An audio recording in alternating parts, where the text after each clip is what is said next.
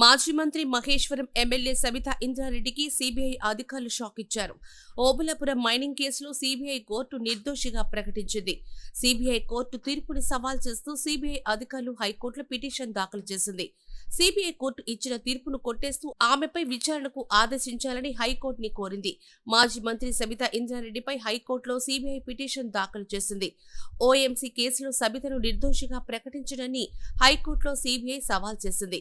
సబితతో పాటు మాజీ ఐఏఎస్ అధికారి కృపానందం పైన కూడా సీబీఐ పిటిషన్ వేసింది. సీబీఐ వేసిన పిటిషన్ను హైకోర్టు విచారణకు స్వీకరించింది. కేసు విచారణ వాయిదా వేసింది. ఓఎంసీ కేసులో సబిత, కృపానందలను గతంలో నిర్దోషులుగా ప్రకటించిన సీబీఐ కోర్టు గాలి జనార్దన్ రెడ్డితో సహా ఇతర నిందితులను దోషులుగా నిర్ధారిస్తూ సీబీఐ కోర్టు గతంలోనే తీర్పిచ్చింది. ఇప్పటికే ఐఏఎస్ శ్రీలక్ష్మి పాత్రపై మళ్లీ విచారణ జరపాలని గతంలో హైకోర్టు ఆదేశం జారీ చేసింది.